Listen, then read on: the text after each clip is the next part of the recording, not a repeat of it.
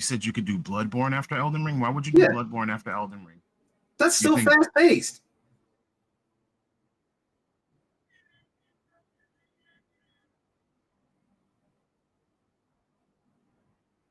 It's like a chess match.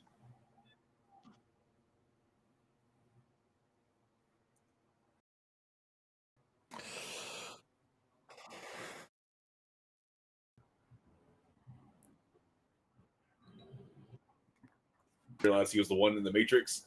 It's like, oh damn, I can see it now. I see all the patterns in the code. I mean, that's what games like Elden Ring and things do to you. Like, you start seeing things in a different light. So, you know, you could definitely see your progress, and some people appreciate that. Like, trying to go back to the older games, and it's just not the same. You know what I mean? Like, you realize that some of the difficulty came from slow animations, etc., or maybe something being in 30 frames kind of increased the difficulty because you couldn't respond as quickly, or the character didn't respond as quickly. So I can see it 100%. Yeah. They're all still fun though. Well, fun for me, not fun for everybody. I would think that based on pacing, Sekiro is this thing now. Sekiro that game is fantastic. That game gave people fucking nightmares when they had to and they realized, like, oh, this is not like the other games at all. I mean, I could imagine the game giving people nightmares because, you know, you got to kill a monkey, and when you kill a monkey, the monkey ain't dead. You mean the filter boss? I saw the best way somebody put Sekiro. I didn't even think about it even after I beat the game. Is like, Sekiro's not exactly it's obviously not your traditional action game, but it's more of a rhythm game. I can see that. Getting that pacing. Okay. So I'm going to take a moment here and I'm going to introduce us. So welcome, everyone. Welcome to Start Button Live. We are live yet again. We're happy to be back. And as you can see, we have the original today. Someone that we've missed a lot more than others because they've been gone longer than everyone else. Time. So welcome back, Time. How you doing? Survived the 11-0 deploy and I'm very sleep deprived. Other than that, fantastic. I mean, good to see everyone. You got to do what you got to do. Hopefully we can get through some of the drama today, and then, you know, that'll wake you up. Well, you are the drama man, so we know we're gonna have drama, Tony. Let me clutch my pearls. I am the drama man. That sounds wild. I mean, we have archives of episodes where people can just see for themselves. I don't think I cause any drama. Okay. All right. So for our official, currently going down the drama tube. It's been man. The boogie drama. There's just so much YouTube stuff falling apart. You've got lawyers being ousted for drug use and having their children test positive for drugs. You've got Boogie out here faking cancer. You got political pundits melting down on the interwebs. It's been a crazy last month and a half for me. Quick question: who is Boogie? Boogie 2980. He's an OG YouTuber. He is a gentleman. He used to do the Francis skits, where basically he would be a incredibly overweight, typical neckbeard gaming nerd obsessed with Mountain Dew, and he would throw like rage fits about random things. And it was a beloved character on the internet. And over time, he kind of like plateaued, didn't do any new content, fell off hard. Lost all of his money, lost his wife, and for the last several years now, he's been blowing all of his YouTube earnings on prostitutes, on food. He had weight loss surgery and beat the weight loss surgery. He defeated the weight loss surgery. He is right back to where he was. All right. And now the most recent thing is that for the last several years, he took a diagnosis for a secondary condition for his health, and ran with he had cancer, and he is just finally getting called out for it, and that's the whole thing now. So that is Boogie. Don't forget the crypto coin scam. Oh yeah, there was a crypto coin happened, like, last scam. month? Yeah, there was a crypto coin scam where, in order to try and obfuscate from that a little bit, he would have his. I want to be clear about this. He's like a 50-year-old man. He would have his like 20-year-old girlfriend standing in 20-year-old girlfriend standing in like Daisy Dukes or less shorts, standing there with just her rear view in the camera while he's like making his little meme jokes. This dude is just he's a person. Yeah, it sounds like it. Yeah, It sounds like it. So that is what I have been following for the last little bit now. It has been wonderful. I've missed you all. It gets. I'm going to tell you guys a secret. I am going to tell everyone a secret. Oh Lord. And this secret is not something that I would normally do. So for all of you who are tuned in right now, I'm going to let you know that our content for next week, our episode, is actually going to be focused and centered around content I like it. Ah, I like so it. fun. I got a little jump start on that for you. creators. What? I got a lot of stuff to talk about. And I may not even have it where we break it down into multiple topics or whatever, and we can literally just talk about content creators. And I'll put together some questions, and we can, because I want to learn. I want to know what everyone else thinks. I want to know what our viewers think, and how You're not ready content for this creators- life. I want to know how content creators affect our lives, because we watch TV and that's set programming, but content creators, their job is literally to create content. And so we won't go too far into it today, but make sure you tune in next week, because we definitely want to make sure that you're here, you're present, you're excited. So next week is probably going to be, it's actually going to be, not probably, it's going to be an episode. I mean, that is centered around us. content. We are content creators, so We are. But this is more focused around just the whole era of Twitch, YouTube, Kick, just content creators. And we can talk about some of the larger ones, the smaller ones, what it takes to be a content creator. etc. Now, again, I've already said good evening, everyone. Welcome to Start Button. And we have introduced everyone's, we've introduced time. But I'm your host, King Anarchy, and here with us we have Mr. Time Travel. We got Mr. Hustle Simmons, and of course the Flying Raijin. And our show would never be anything without our technical wizard, Mr. Lou. So I'm glad that you all are here today, and we got a nice little show that we can talk about today. Nice little thing, nice little piece of drama that we can get into. But before we get into all of that, I just want to start off with a question. We were just talking about bad games and how Dark Souls, the earlier Dark Souls were bad. I want to ask, what is everyone's favorite game that is considered bad? Like, everyone, we all have a guilty pleasure. What is your favorite game to play? Whether you go back to it or whether it's just one of those games that you played and enjoyed and maybe found yourself completing, even though it may have not gotten a good review score or everyone else has just said it's bad, etc.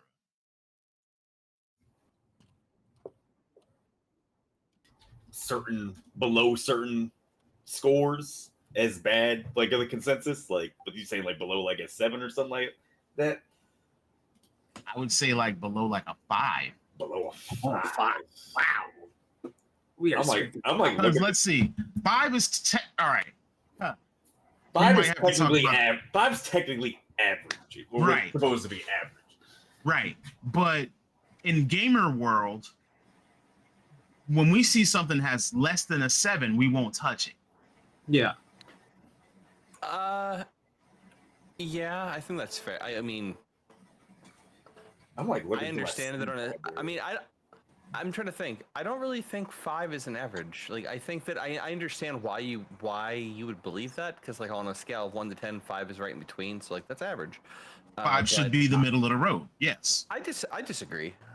I it think should be 7 the is- middle of the road. No, I think 7's middle of the road. I agree. Well, that's when- why when a I'm- lot. I'm sorry, bro. That's why a lot of people prefer the 5 scale instead of 10 scale. Yeah, that's what I'm saying. Like on a scale to 10, like when I think of 5, I think that's like a D. And like I understand the D is average, but like I don't think anyone here would come home bragging about having a D score on their report card. It's not enough technically. Still pass. So let's like, go with something under a 7, since Uh, that's more comfortable. Yeah, I would say like a 3 out of 5 or like a 7 out of 10. That sounds reasonable. I think for No. me, because just looking at my Steam library, one that I was buying know I myself have time. a lot of, one that I know I have a lot of hours in, even though and I just double checked it on Metacritic. So, Alpha Protocol, the Obsidian Entertainment game, that spy game that's a la Mass Effect-y a little bit. You can make decisions, affect things, go down different skill trees like that. It's basically like if you wanted a proper James Bond game, where you like that story driven, it's that, but it's got a 63 on Metacritic. Really? Yep. I thought people like that game. Most I'm in the people, same boat as. yeah, most people who like actually sit down and play the game love it after finally it's a playing good it. game. But a lot of people didn't touch it because like if people think just kept saying how bad New Vegas was on release for Obsidian Entertainment, and it was years before they made the South Park games and shit like that. But a lot of people see that score as like, I'm not gonna play this, even though that game's great. People need to play that game more. I know one of y'all in here are gonna say, God, I'm forgetting the name of it now. BioWare. Jade Empire? No.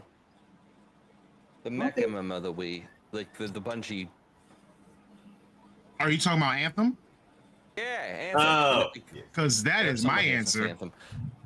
Thank you, Lynn. I don't want to. Now I can't say that. Well, I mean, I'm answers. It's not. I'm riding with Eric on this. Alpha Protocol's mine, 100%. I'm actually in awe that game got a bad review. I needed another one now. Please, Obsidian, Alpha Protocol, let's go. Like, I'll 100% say Anthem is my pick. I put 90 hours or so into Anthem. So, yeah, like, I'd have to look on Metacritic, but I feel like I like Batman Arkham Origins better than most people too. But I'm not sure what that's rated. It's a Batman game, so I feel like it's probably rated like. Great. yeah, Arkham Origins, I think, got a good score. I'm checking it out. I just remember there was a lot of fucking Looks like a lot of shade thrown at it. Looks like it hovers around low to mid 7 between the different versions. I mean, if you would have said Gotham Knights, I'd have understood. but even then, that's not bad. Yeah, I don't think that Gotham Knights is bad. I mean, I put probably enjoyed when 30, I 40 played hours it. into that. You know, like legitimately, I put like 30, 40 hours into that. I mean, I think the bat cycles are a little slow, but They are. You do not not get a that bad feeling game. of speed. yeah, you really don't. You Like, I know, thought people add just another one. exaggerated. Wait, what? I was gonna say, adding another one to the list. I actually enjoyed the Telltale's Batman games. They have around 70, so like it's not under, but it's right there. I've never played any of the Telltales games. Man, their Back to the Future game was my fucking jam. Like that is such a good game. It's like playing through a sequel to Back to the Future in video game form, and it's so damn good. You know what? Hold on. I'm at the look at my damn list. Yeah, I'm looking at my Steam library, just trying to like. What get, up, V? like, what up? What up? Hey, You see how much everybody mentions you guys? what? Oh man, They love you. What's Sims 4 rated? I had to What's go what? out and make that. Had to What go out and game? make that cheddar. What did you Sims say? 4. Sims 4? Sims 4? I think that's The really. Sims 4 is the Sims is never gonna be a bad Sims No, a 4 lot of people is don't sitting- like 4. Sims 4 Really? is sitting critic score 70, user score 4.3. So I can. So that fits the You criteria. can say the Sims 4, yes. Sims 4 Yeah. for me then. That's Yeah, you fair. can- Sims that's- 4 is great. I haven't played The I Sims love 4. I it. think I played 3. It's not perfect. I wish there's some things that they changed and improved on, but I enjoy it. I've got 243 hours in it. I wouldn't have that if I didn't like the game. I don't know. I know somebody who has hundreds of hours in games that he's never played Who? You mean never played? because he'll fall asleep as soon as he turn it on, and it just be on the TV, just sleeping. Career? We're not mentioning names around here. Oh, my bad. I'm not about to slander any of my friends. You are, just not directly. I'm not slandering any of my. I'm not. If I'm I'm, not going to slandering talk, anybody by name. right, I'm not gonna talk about anybody by name because this is gonna live forever. But does but, he you like? know. But does he like the game? Oh, we wouldn't know. Fall asleep on. We wouldn't know. That doesn't count then, because he's not awake to play them. I mean, he put hundreds of hours into it, so we would think that they were, enjoying the game. But when we find out that they're, they yeah, are still in the beginning. Oh, we believe you. We believe you. 300 legit hours in Elden Ring. That's possible. But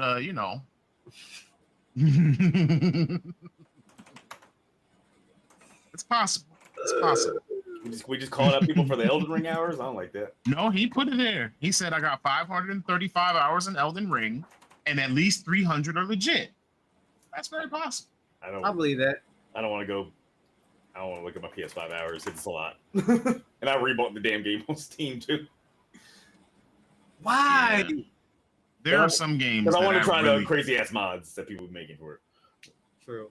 Somebody made like a full on like Bloodborne Elden Ring like overhaul mod. So that's not I done. saw that. It's not like actually- stable yet though, but I want to try that.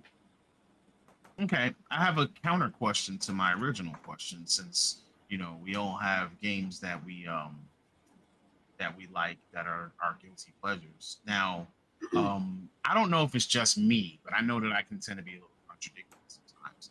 What are games like? Can you name one game that everybody thought was great and you was like, I don't like it? Remnant 1. Did everybody think that was great? Yeah. As far as Well, everyone I know who let it, like this man is like literally the one person that enjoyed it. I had like 40 people Yeah. at the time playing it like hardcore when it came out. I love Remnant 2 though. Okay. For Remnant 1, I was like, this is not it. Game that everyone loves, but I don't like. Like so many people love it. I'm trying to think, like, because I'm trying to think of games that are just like I tried and one to like versus shit that I knew I wasn't gonna like when I hopped into it. Absolutely, V. I'm not going to disagree with you. Fortnite is one that is My bad. Fortnite? Yeah, I can see that. Fortnite's up there. Fortnite is probably one that most of us, because maybe it's because we're older, but we, I never got real joy out of playing it. Like there was a time where I really enjoyed Call of Duty. Listen, no build mode in Fortnite basically saved that game for me. Because if they never put that in, I probably would have quit a long time ago. Are you the youngest out of all of us? Ooh. That was a joke. Yeah, I was just asking if you're the youngest out of all of us because you actually like no build mode. I couldn't do it with the building. Like the building, I'm just like, I don't know what reaction time I need to be building as fast as these kids do. Heirloom, Paragon was it, bro. I think for recent stuff like Mortal Kombat 1, I don't think that is a good game, like at all. As far as like the other fighting games that came out, and as far as the newer Mortal Kombat. Hot take. That is Really? Hot take. I don't think Mortal Kombat is a good game. I wouldn't agree with that. In general. I can't agree with that. Mortal Kombat 10 was Mortal Kombat story mode is always entertaining, but when it comes to the mechanics of the game, the hitboxes are very not good. The controls are not intuitive, especially if you play other fighting games. And sometimes it feels like the game is absolutely cheating. I want to say this.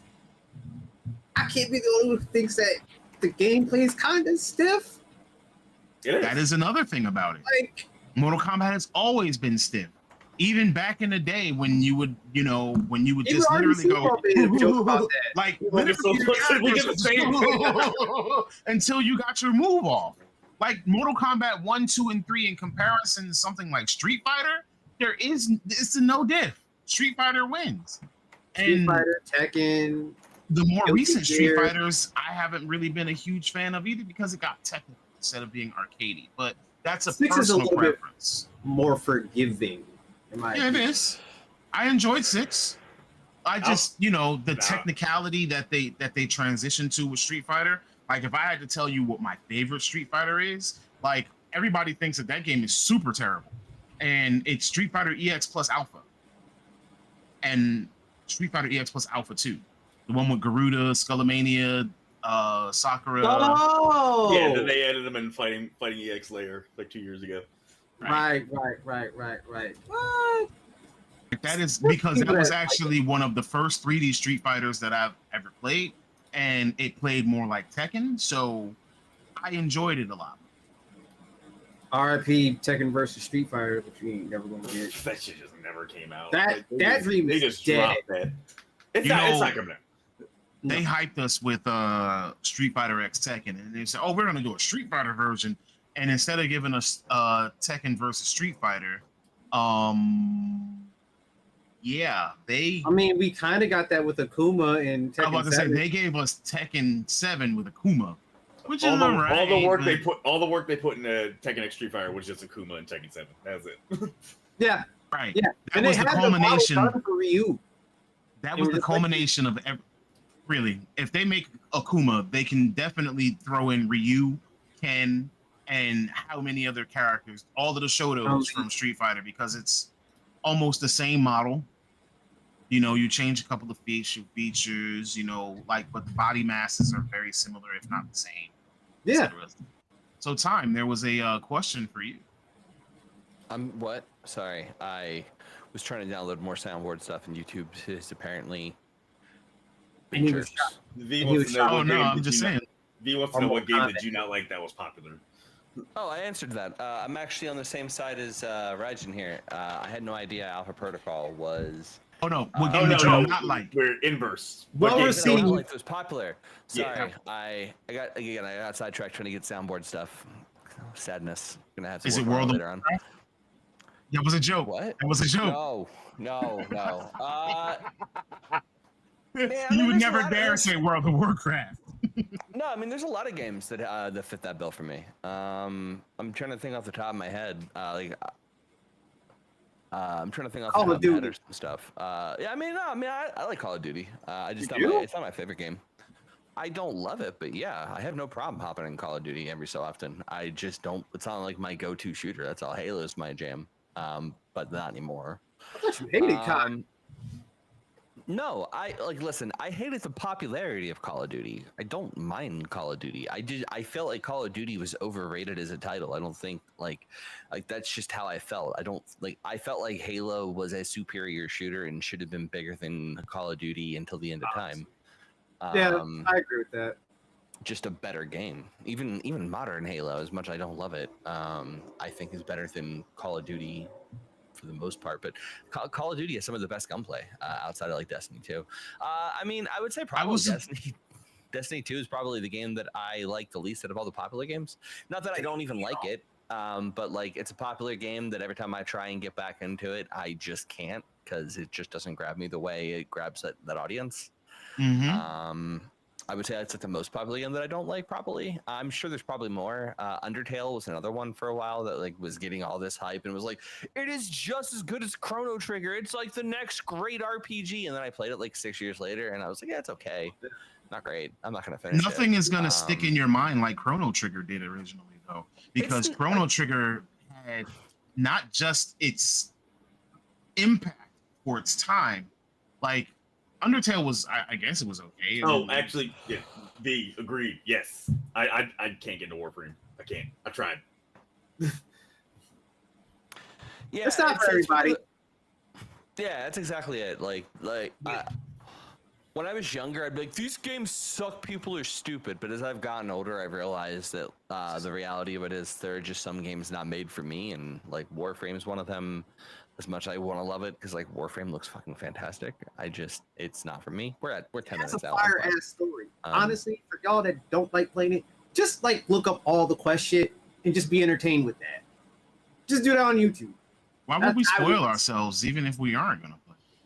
I don't. Yeah. The gameplay just doesn't grab me. Like, My problem with Story's Warframe, phenomenal. I like Warframe, but the gameplay loop does the same to me same thing to me that Destiny does. They're Yeah. working on that though.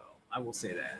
Yeah, like wait, all I'm right, not but sure how what they long is the can. game I'm not gonna sure go? what they can do though to fix the gameplay loop. That's the thing. Like, I remember. sometimes it's literally just the lack of variety when it comes to enemies. It's the Well, boss. Well, that and there aren't real bosses, but they've been changing towards real bosses now, like actual bosses. They Yes. have, like, loot tables and shit to them now. I think. Right. Like if you give me something like, even if I have the same enemies, right? Like if you give me like different bosses, and I understand these are live service games, they're gonna go on for a long time. Warframe has been going for what, 10 years, Yeah, 12 About that. years? It's been a long time for Warframe. So like, 11 years as of March this year. see, there you go. So like, for the fact that it's been going for so long, it's impressive, especially Yeah. because they haven't had to go with what do you call it? They didn't have to break it down and revamp and There was like it's just one of the longest live service games that I know of.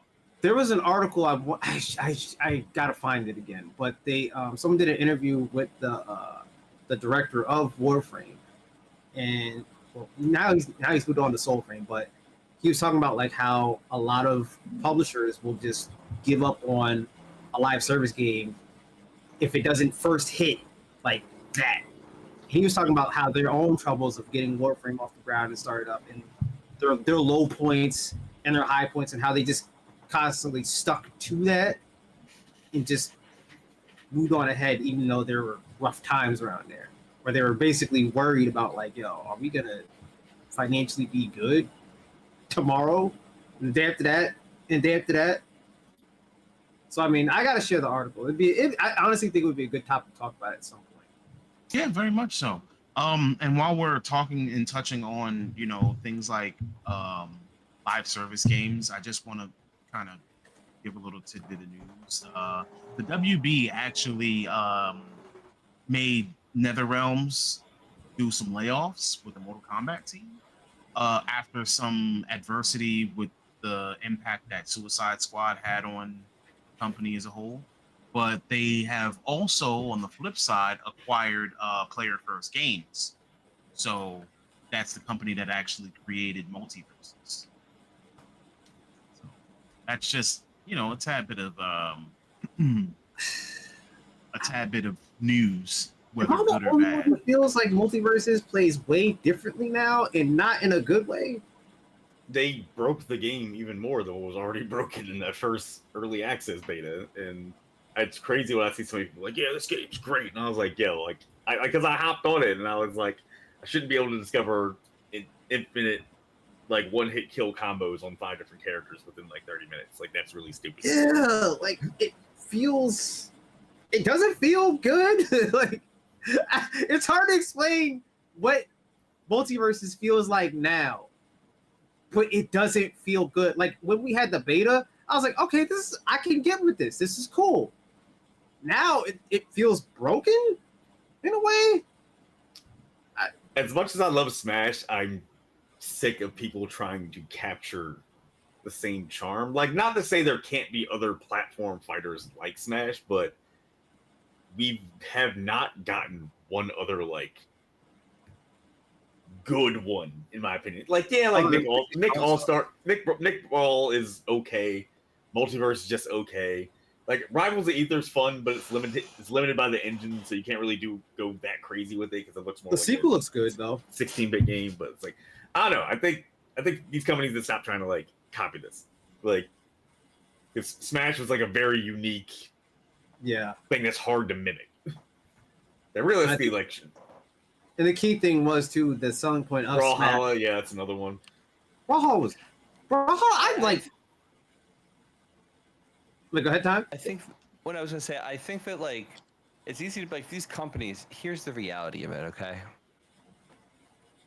You almost certainly had an inspired individual out there who was like, I loved Smash Brothers, and I really want to make this WB game.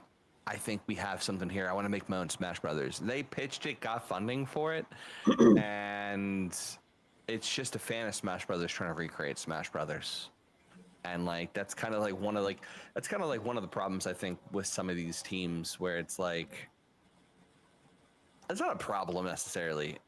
It's not a problem in the sense of like I think it's cool that people are having these opportunities. I think it's a problem in the sense of like just because we're fans of something and just because we really like something, it doesn't mean that we need to go out there and try and replicate it all the time. Factory. Like, I love Halo, like I said earlier, and I have a whole bunch of ideas for what I think would make a killer Halo game.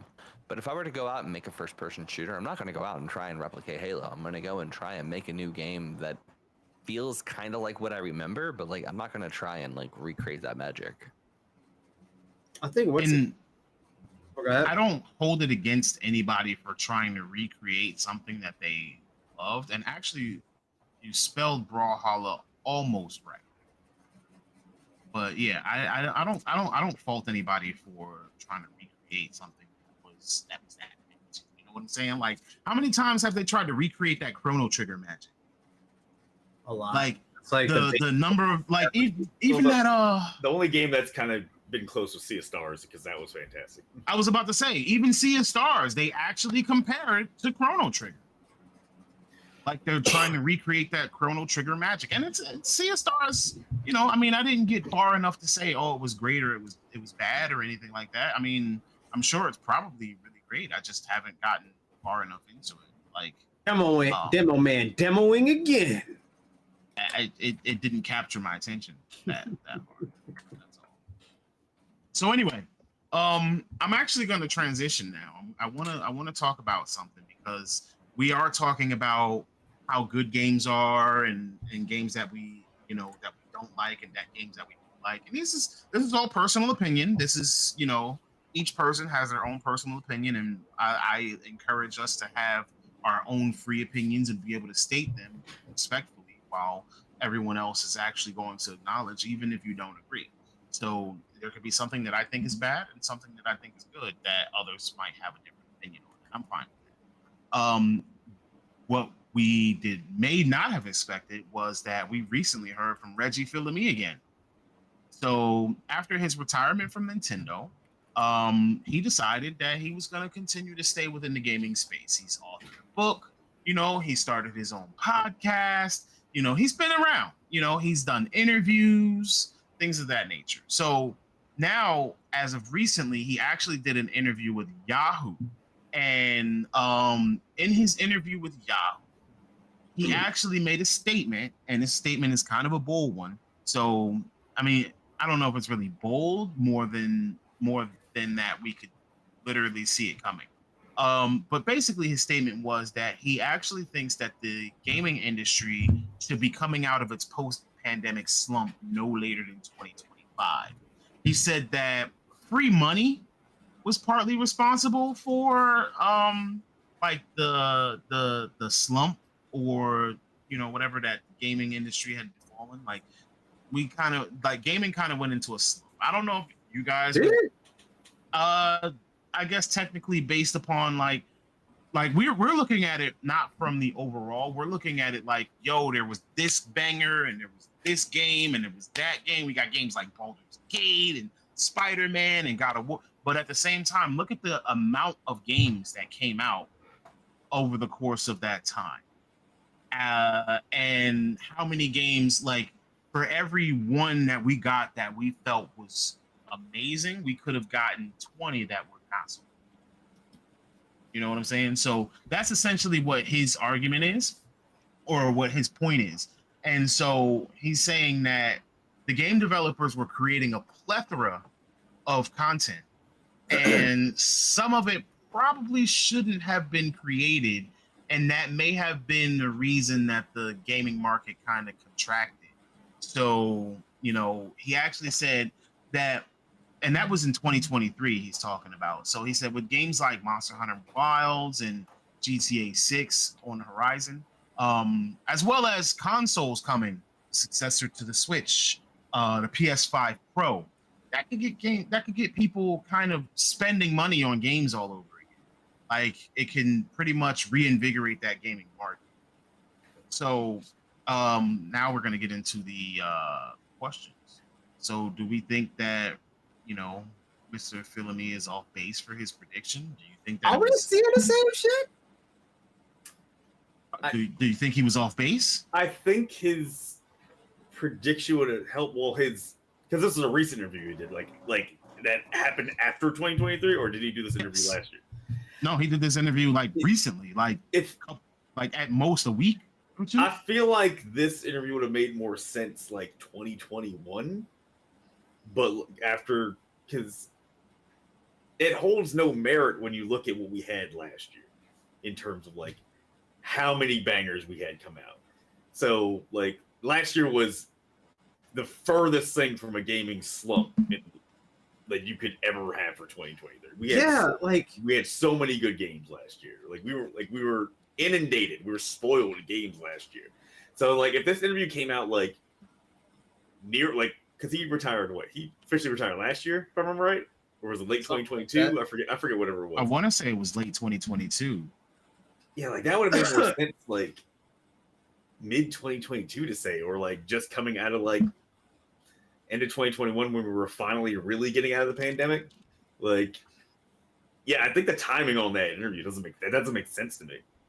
Like, and obviously he has insight, like he knows the trends, he knows the inside knowledge, but it's like it's hard to agree after last year. Yeah. Well, all right. So what V said is that's like Diddy saying that he feels that R&B is dead.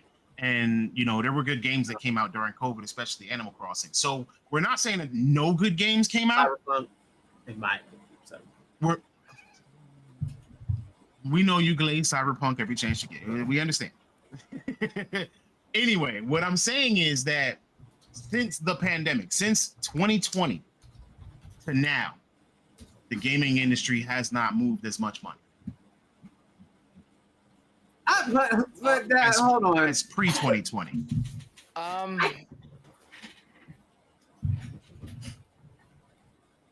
I think that. I'm sorry. Oh, you're good. I think that Reggie's more focused on the amount of subpar or disappointing titles than he is on the reality of what you all are saying of like the amount of good stuff that's come out. Yeah, we can name good games all the time.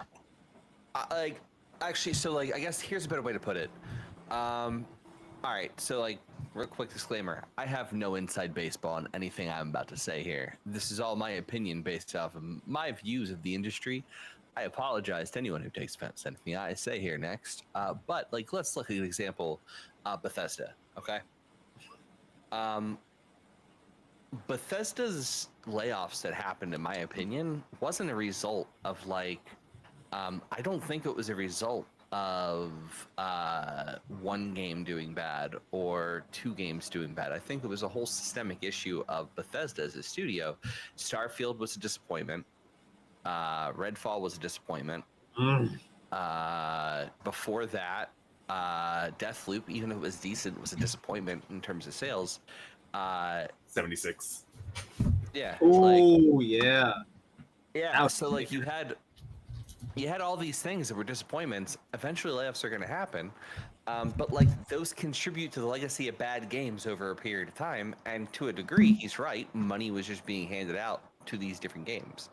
But like the flip side to that is that like I think it's important the money gets handed out to these games. I don't personally. I'm not an investor, right? So like I don't give a shit about the investor side of things.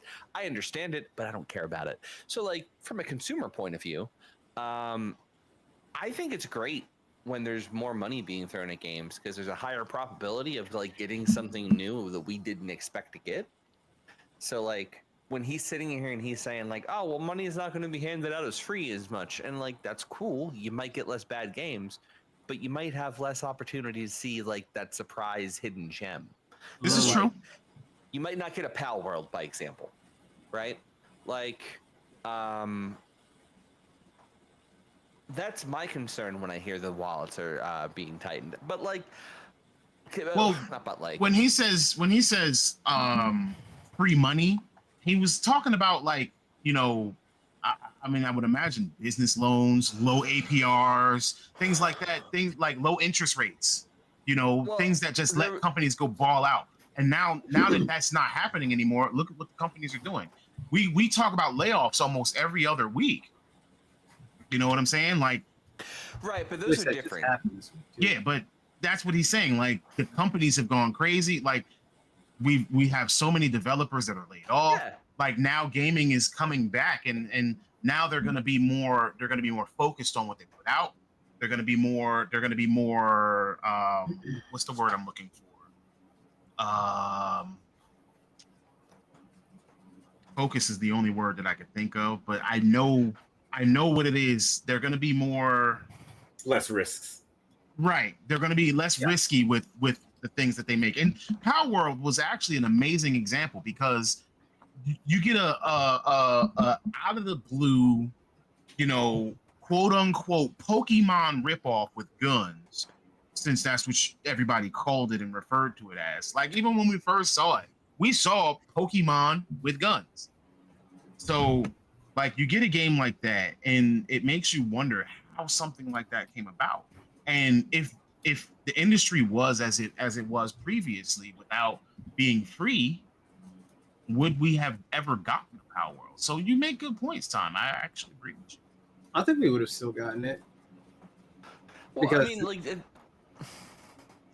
No, go ahead.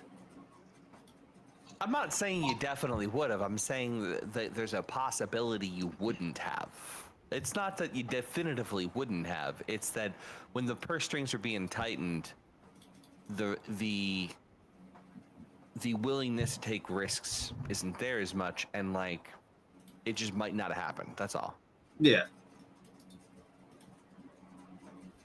Yeah, I'm not trying to say it was like a doom and gloom situation. I'm just making the example. Oh, no, That's all. I totally get what you mean. Yeah.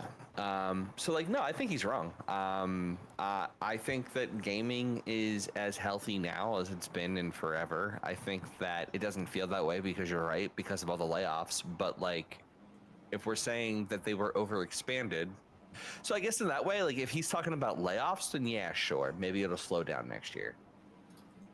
I don't know. Okay. I'm personally of the opinion that we haven't seen the real after effects of the return to office policies that have been put into effect yet. I think over the next 2 or 3 years, we're going to see with the impact of all the devs who left the studios they were at to go pursue other work in other industries. I think that the next 2 or 3 years are going to be more telling just to see how much of an impact that's had on the industry.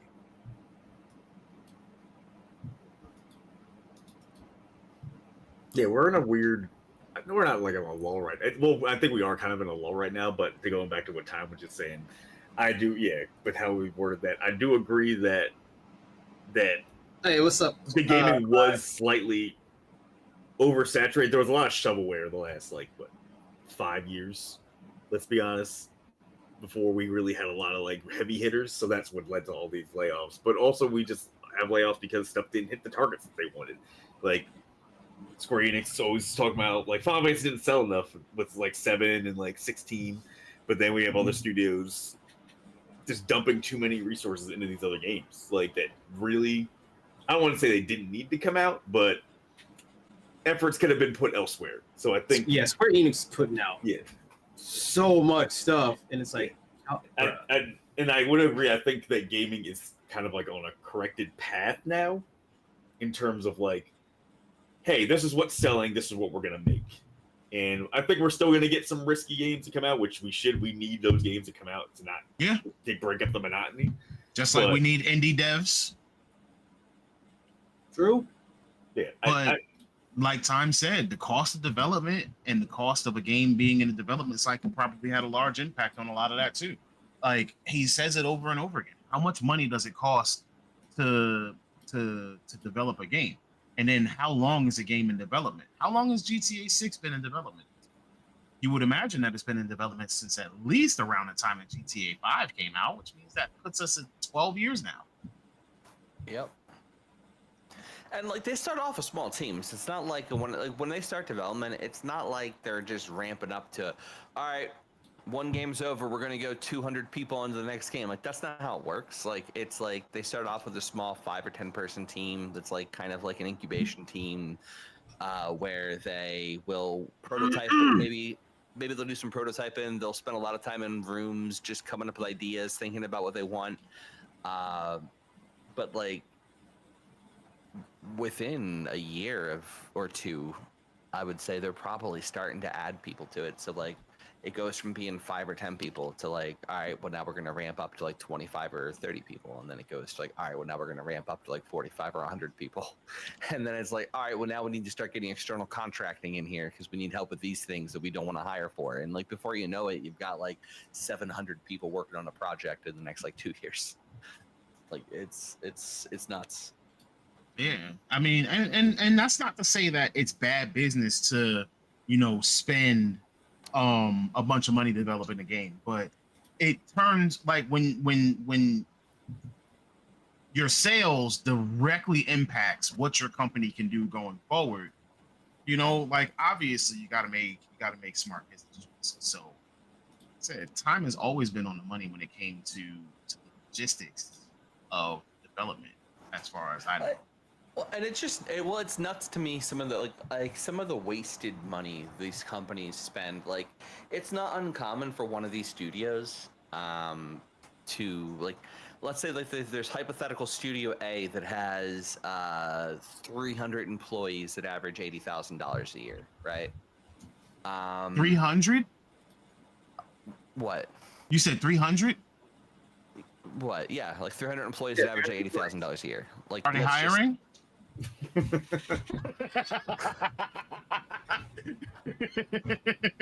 you want to live in California? I don't care. Where rent's $3,000 a month? I got family there. We gonna all live together. We talked about this. Yeah, like I personally make really good money, but my rent takes up most of it. Yeah, that's crazy. But like, so like, all right, so now, but like, just like use that hypothetical. So it's like, I want to say 80,000 a year is like $40 an hour. Is like what I think that math is. So you got 300 people. They'll have a meeting that'll be like an hour long, right? That's like $12,000 for one meeting. That's assuming the average is $80,000. Software engineers make closer to 120. And executives make. Yeah, so it's like me lowballing it here. They're spending about $12,000 for one meeting, and they'll have like several of these over the course of a month. While already spending $24 million on those 300 employees a year. Well, I'm factoring that into it. Like they've got that budget, but I'm saying that like of their allocated budget for the year, for every 1 hour meeting where they have like everyone on deck, that's like $12,000. Which is crazy because that's one meeting. But why? Like, are we talking internet cost here? Like electric bill? Like what? He's talking. No, he's talking about just the amount. He's talking about just the amount of time that you pay these employees to just do a meeting. To be in one meeting for 1 add hour. up all the payroll of all those people in that meeting. Yeah. For 1 hour, yes. And do that 3-4 times a month. You pay some money. Yeah. I mean, like let's be generous and say it's like once every 2 months. Like Okay. let's just be generous here. So 6 times a year, that is what? That's like $68,000, I think. If I'm wrong, it's like 70,000. It's like $70,000 a year in just one type of meeting. That's not all the other meetings that happen daily, where you've got 12 or 13 people in a room, where like 50% of your staff or 40% of your staff are in meetings for half the day. But like that's the reality of the games industry. Like there are people, like I have met engineers who for a good chunk of their week, let's say they have 40 hours in a week to work, they'll spend, no joke, like 20 or 25 of those hours in meetings. I don't miss that life in my last job. But like that's where all this money's going in the games industry. It's going into meetings. It's going into like all this stuff that takes away from development and causes deadlines to get missed. And out of that all costs those even meetings, more money. and out of all those meetings, how many of those are actually like legitimately like, wow, this wasn't a waste of time? I mean, there are a lot of I mean- them that are probably productive. Let's not be around the bush. I know. on I'm that. just asking general No, questions. Like, No, a lot of these meetings are productive, but no, you're right. There are definitely a lot of meetings. It's like that could have been an email. True. But for one reason or another, it's not. Like I told you, like I've told you stories. I won't name the studio right now, but there was one studio that I worked at that would have events where it was like a maybe a 1 or 2 hour event, but they wouldn't just have the entire studio there. They would even go as far as to like have like a kitchen that was like fully catered with like local food and like beer all up and down the refrigerator. It was really cool. It was awesome as an employee, but like I couldn't help but look around and be like, man, this is a lot of money being spent, but we don't have money for pay raises. ooh, got him. If you That's distract, you don't fascinating. get, if you distract, you don't got to get more money. So is that like the new equivalent of the pizza party? No, I mean it's just a morale thing. Like you have to understand, like games, like there's a lot of game studios that it's just like this is their chance to socialize with their coworkers and it's morale building. It's not necessarily bad. It's Team building, etc. Yeah. Yeah, like it's not bad. It's just that it's wasteful in terms of resources. Yeah, and pay raises.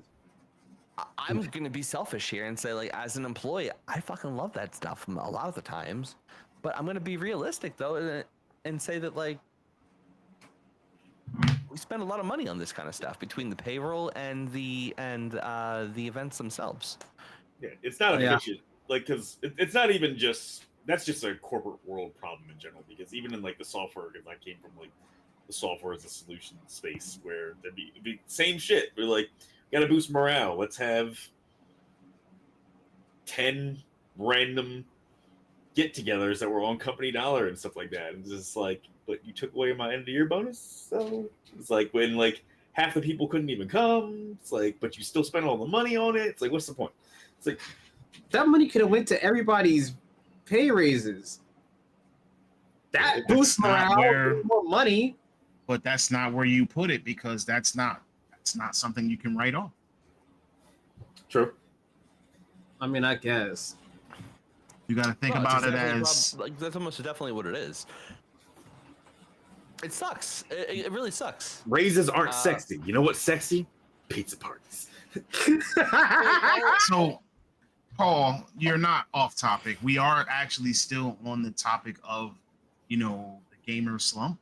So no, nobody's saying that the quality of games is bad, but even for everything that you have named, as I mentioned before, even with the indies, for every game that had amazing quality, I'm sure you could name 10 games that came out in that same month that did not even hit anybody's radar because it just wasn't that spectacular, talked about, whatever. So Oh yeah. there have been a flood of games since 2020. There has been tons of games coming out, but the law of averages states that the more games that come out, if you have 5 good games and 500 bad games, that means that we're looking bad. But if you have 5 good games and 10 bad games, you're looking like you're batting pretty better. You're looking like you're batting pretty good. So again, it could be anything that could be, referred to. So we're right now, we're kind of just speculating on his more direct or indirect references, especially because it sounds like he's getting his information from numbers. So when he says the gaming slump, people not wanting to spend.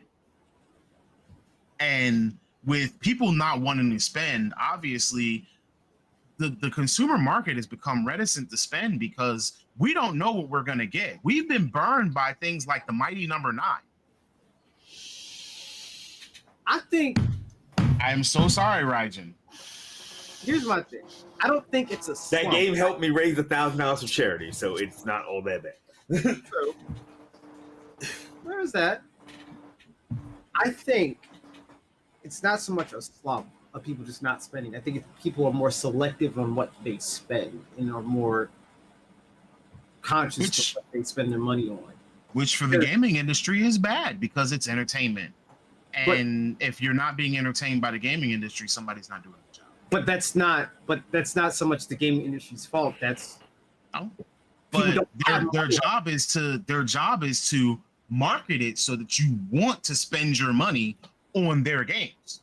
Yeah, so that you want to prioritize getting a game over something else. Am I wrong? True, but it's part of a bigger problem. The bigger problem is people don't have extra money to just throw around. Because there's no more free money? No, not that there's no more free money. The cost of everything has gone up so goddamn high that people just don't have money, like disposable income. Because games cost went up because we got free money? No, that actually no. I'm going to refute what you're saying right now with one simple thing that's actually, I think, something we're going to talk about later. Game Pass. People aren't finishing their games on Game Pass. Oh yeah. Like people have access to Game Pass. They have access to free games. They download them, they start playing them, and they don't finish them. I wonder who could be possibly doing things like that. Wasn't it like 80% of gamers have not completed? Like it's like 80% have not completed games on Game Pass. Yeah, and to Tone's point, if these games were games that, like, I'm not saying they're bad games. Like these are probably they're good games. Probably they're probably good games that have a loyal fan base, but like they're not like games that compel you to finish them. Sea of Stars, I played on Game Pass, and I just, if I'm not grabbed in the first 10 minutes, There's actually a study on that. When I was going to school, there's I think it's the book State of Play, if I recall right. But they actually talk about one of the rules in games is that you should throw your player into a game within the first couple minutes to try and catch them. But they called out one notable exception to that rule. At this point in time when it was written, mind you, this is like 2010 when I'm reading this. God of War. They use the opening cinematic of God of War as an example of a game that uses the cinematics to grip you in the first 10 minutes. And they said, if you don't grip the theory behind this, if you don't grip a player within the first 10 minutes of gameplay, you're going to lose them. They're not going to play. They're just not going to finish it. Yep. Also, God of War 1, even if you didn't use the cinematics, as a male who was younger at that time, I was getting cheeks within the first 10 minutes. I'm hooked already. Yeah. I mean, the opening 30 seconds of the game is you getting jumped by zombies and the Hydra's destroying a boat. It's like, dope. Keep going, keep playing. Yeah. And that opening scene is literally Kratos jumping off a cliff. I'm like, how did we get here? All right, I need to see how we got to this point. Yep. Yeah, exactly. That was exactly what they talked about. They were like, they used that opening cinematic to fucking hook you, and they did. And they did it every game. Yeah. Because even before Ragnarok, even with Ragnarok, you're starting the game in a sled chase. Running like a dog sled, running from everything just falling around you. Now you just started this game, and all of a sudden you're engulfed in the idea that, oh snap, I'm going to die. and your Or mind two. goes into a thing. Or two opens up with you as a god smashing through the city and going through a whole bunch of chaos, only to get your powers taken away from you by and being betrayed by Zeus. It's like, wow, all right, now I have a goal. Now, I have to kill Zeus. It's like, wow, that guy's a dick. I'm gonna kill it. I'm gonna kill his ass. Yeah, exactly. Yeah, They think and your goal there. it also makes you feel really good that when you finally get whatever it is that you're trying to get. Yeah. I think another thing that also could be added on to this is I think that the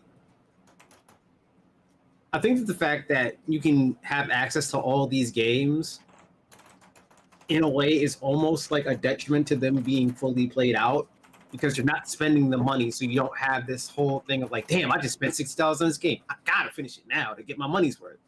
If you have access to a whole bunch of games for essentially like People don't price. finish games that they paid full price for. Yeah, well, that is very true, but you do have more of an incentive to do that when you have spent money on it because of sunken cost fallacy. But even thinking about it, I think I have beaten 2 games with Game Pass: Wo Long and Lies of P.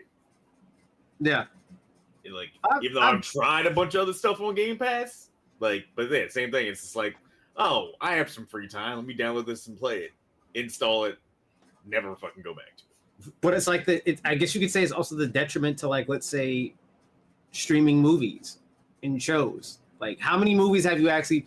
Think about this: on Netflix, Amazon Prime, Hulu, Paramount, whatever your choice of streaming service is. How many of those movies, TV shows have you finished? I'm the wrong person to ask. I agree, Cloud watch all that shit. Shakers. I I'm agree. also probably the wrong person to ask, because if I start something, I tend to do my best to finish it. I mean, I do too, but how many? All right, better question. How many of those have you just been like watching the middle of and you just didn't go back? Well, so let me A few. let me not tell many. you why I'm Mr. Demo. I have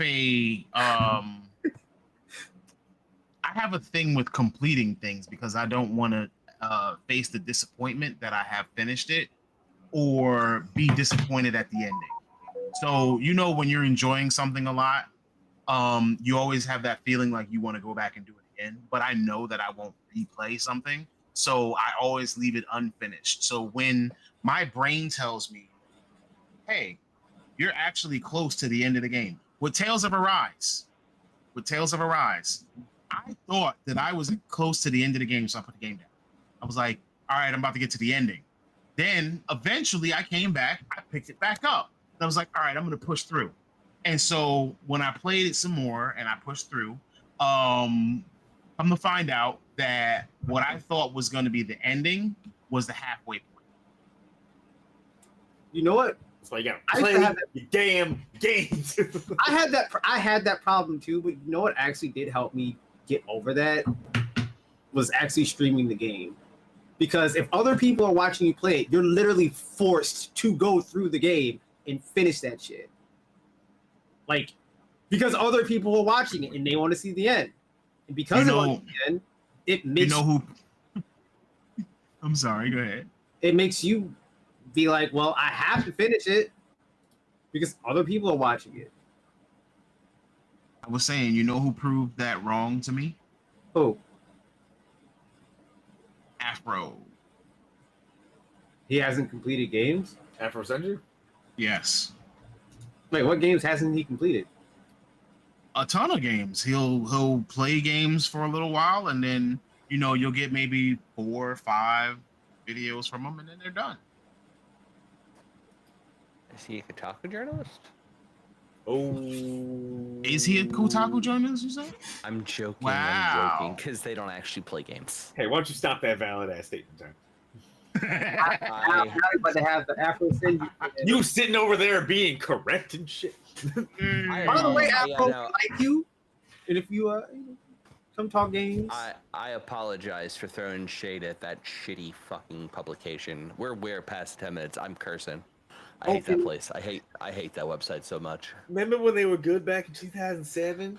man. Back when they had actual gaming competition in the form of like joystick. God, I miss joystick every day. Oh yeah.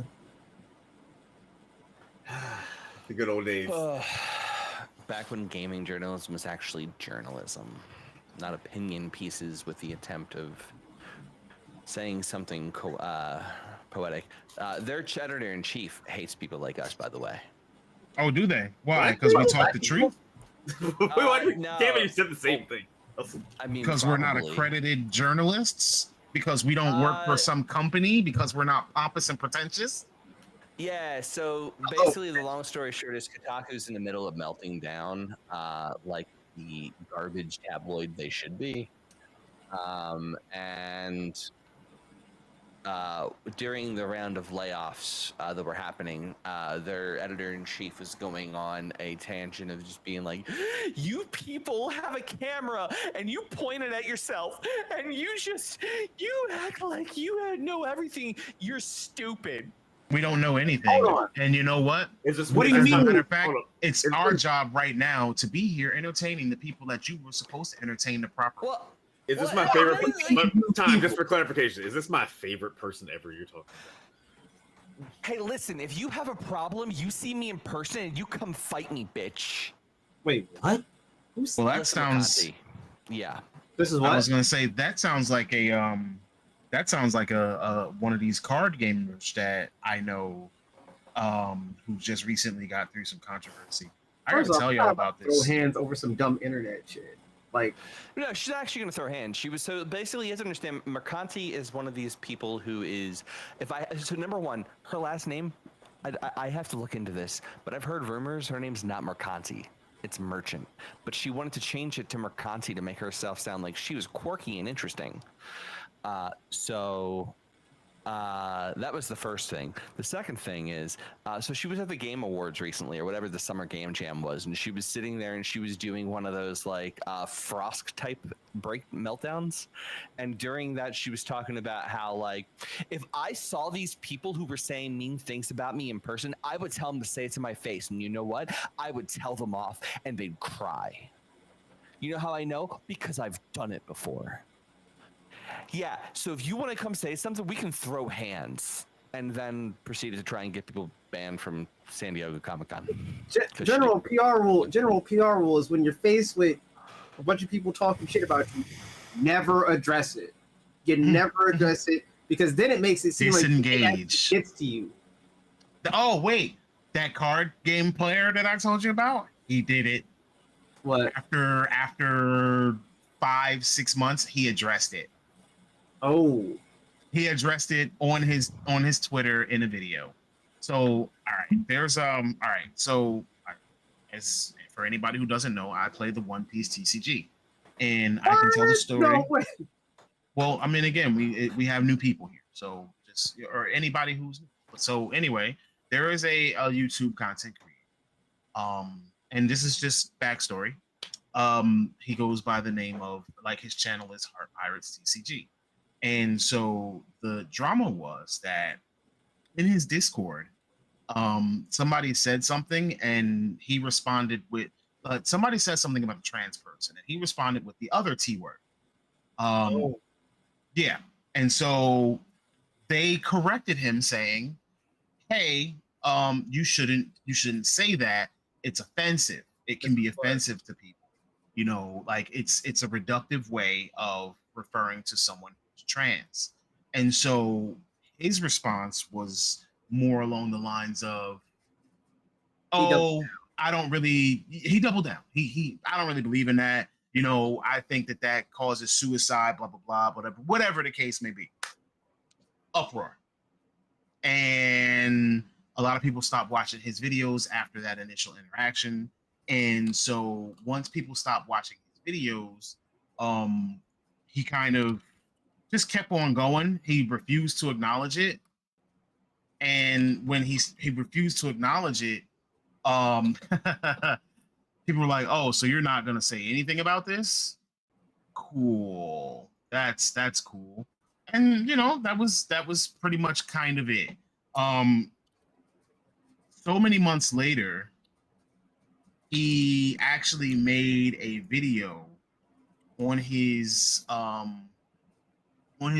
Twitter, and his video on his Twitter was essentially saying the word again, saying that he apologized and how he handled things, and that he grew up watching such and such a show, and that it really and when he tried to unalive himself, um he was in an institution, and he met with someone who was a trans person, and they were in there and saying that they felt regret after having their operation.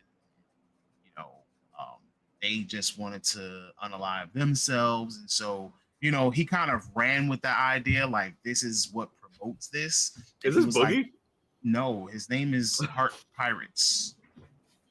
Heart Pirates TCG. No, just like this, the story and how everything just like piggybacked off another point, just like keep the excuse going. It's like, this sounds like a Boogie 298 story. It was like, I'm sorry. It really does. Yeah, and I mean, at the end of the day, like, he didn't really do anything but make a apology that people are thinking is more like a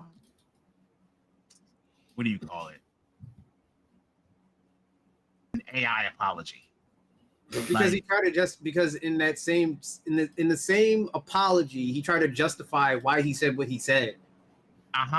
Like, it literally turned into a 3-part video that was like 2 minutes, and it just because it doesn't come off sincere. You can't just try to be like, in my defense, I said this incredibly offensive thing because of this experience that I had.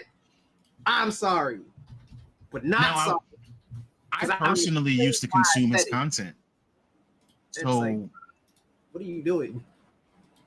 I personally used to consume his content because for anybody who's getting into the game, he had really good content that made you kind of go, oh, snap, he's actually teaching me, teaching you certain small logistical things like when to attack, or, when to counter, and how to win games, how to finish out. Like, he actually did like slideshows, and he did coaching and things of that nature. And he was a really good resource. And there was even a point where I would refer people to his page. But since not just that, but also we got a ban back in, well, the ban actually went through back in June, but it was announced in like May. Or no, it was announced in like March or April. Yeah, it was March because it was announced at Worlds. So we got a ban that was announced in March that went into effect at the end of June. And so when that ban was announced, a lot of people stopped playing the cards that were banned because you don't want to get used to playing those cards. So he made videos saying what he felt about the ban, and it was just kind of one of those, oh, if you think this, then you're just stupid and you don't know how to play. And I'm like, I can't, in all good consciousness, refer people who are just learning to this person's content when your bias is coming through, and then you're insulting people who have a different thought process than you. Like, even here on this forum, we may have differing opinions, but I will not stand for somebody insulting someone else for having a different opinion. We don't call each other stupid. We don't say that that's dumb, but if it's wrong, it's wrong. And at the end of the day, the only thing that can be wrong is a fact. So that was kind of that whole drama with that, but it factors into exactly what we were talking about, and how people just double down. That is like the thing now of like being a content creator and getting caught in some bullshit, is just doubling down on that shit. I don't know why that is like persistent now, of like, you get caught doing something really stupid, but instead of apologizing, you're just like, I was right, y'all were wrong. So whatever. You know what? I just remember, are we spoiling next week? Possibly. I just. I don't know. My bad. You're the showrunner. I'm just here to. But I did have to tell give the Mr. Blue backstory. looking pretty. I mean, you know, you look really nice. Let's see. You got the guns out, the sun's out. Sun's Cool, out. you got going Sun's on, out. like the summer, like you out here flexing on him, like he had to fix It his hat is. just so he could show off a little bit. Like whoa, like It is currently. Hold on. Let me see how hot it is in my apartment right now. Give me a second. It is 78 degrees in my apartment right now. that's a little warm. It's a little warm. See, look. APOC said you got the shades and all. Yo, You know, hey, like Jeez. These are my prescription glasses. I thought those were just blue light glasses, bro. I didn't know you actually wear glasses now. I mean, I don't wear them all the time. I don't really need them per se, but I like wearing them because they help with blue light, and they are sunglasses. They double up as sunglasses, so when there's too much shade, or too much sun rather, they transition. See, APOC just said you pulled the transitions out on us. Yeah, I got the transitions. Yeah, I get headaches occasionally, and having the blue light helps. And all that. And then I just started cutting sleeves off my shirts recently because this is kind of an old CM Punk shirt. So I started. gains. We know it's so good. Gains, but more importantly, It's like I have my more phone's over importantly- there. It's over there. Wait, you what know, did they do in Fire Force? They said, Cobra. Yeah. Cobra. The beach is. I like that one. I like that one a lot. What you gonna do, brother?